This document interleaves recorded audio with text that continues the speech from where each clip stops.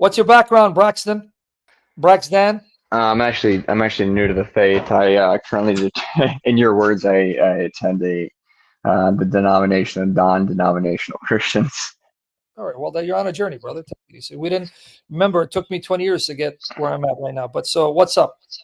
Yeah, I had a question. I studied with Jehovah's Witnesses. Well, not really much. I was a kid when I was my last 3 years of high school with my parents, and they brought up this term about Sheol, translating. They claimed it translates to the ground instead of hell. Grave. Yes. Grave. Yeah. So they don't. If I could be wrong, but they said they don't believe in like a hell in the same way that exactly general Christians do. What? Can you explain that to me? Yes. The Jehovah's Witnesses believe you are your soul. Your soul is you. Your soul is not something that's separate from your body, right? That continues to exist when your body dies, right? So you are your soul. Your soul is you. When you die, your soul is extinguished. Your soul is what animates your body. You are your soul. Your soul is you. And once you die, that's it. Now, they believe once you die, you cease to exist. You only exist in Jehovah's memory. Okay. So this is what they believe. Now, what do they think hell is? Hell is not a place, a dimension where the righteous are sent to be tormented. Hell is, to them, where God wipes you out of existence without a possibility of recreating you. Hell is to cease to exist forever and ever. That's what hell is, according to Jehovah's Witnesses. Okay. You understand the difference? Well, and then Christians, we believe it's a separation from God. And what more specifically do Christians believe about hell?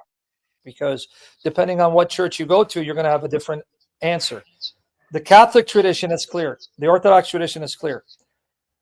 Hell is a state in which you'll be forever severed from the love of God, fellowship of God, communion of God, the peace and joy of God, because you chose not to surrender to God.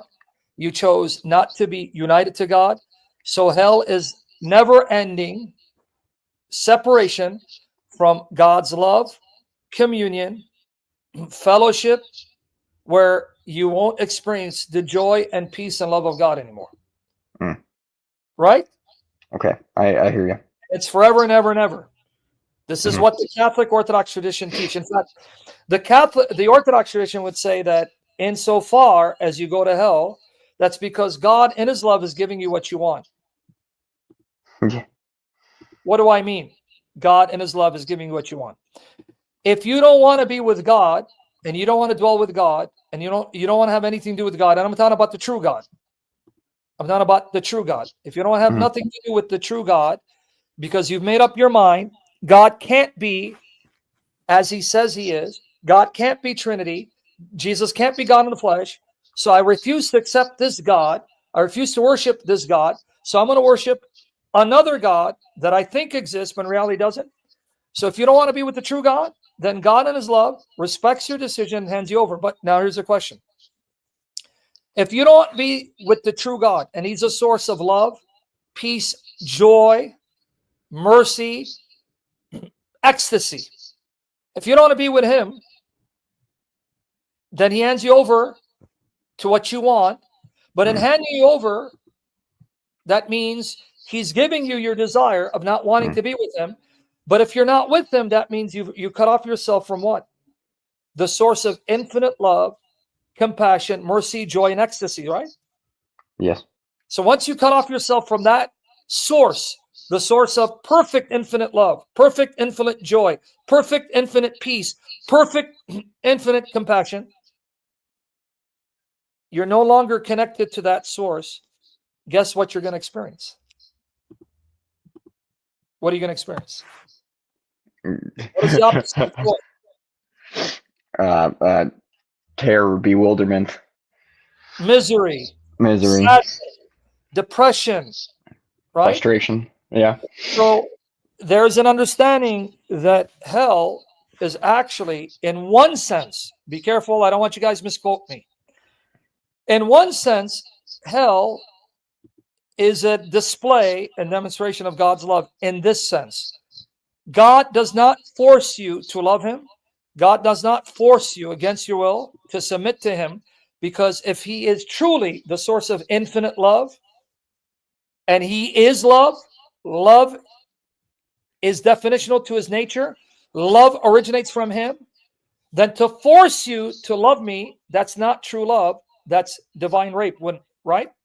Yeah, no, I agree. I agree with that. Yeah. So in a weird way, if you understand the nature of love, nature of hell, in a weird way, those who end up in hell is because God in his love will not force them to love him. Mm-hmm. So he gives them what they want. Mm-hmm. In a weird way.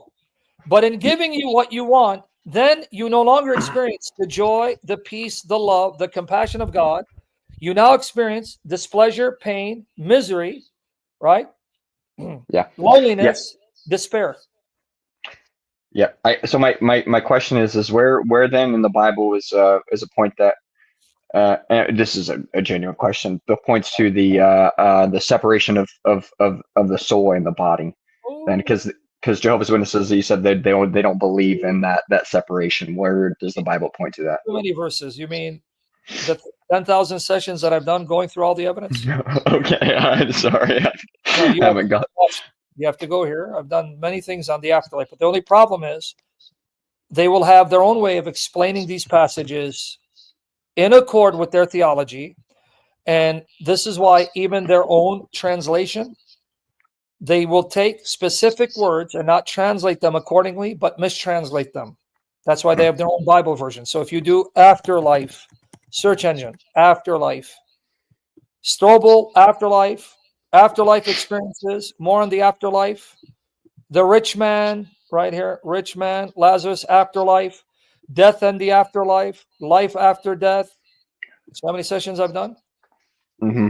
Cruise for the afterlife, near-death experience. There you go. Just put in afterlife. Near-death experiences, right? Just put in afterlife and watch my sessions. I shouldn't have said them. Now I see them, but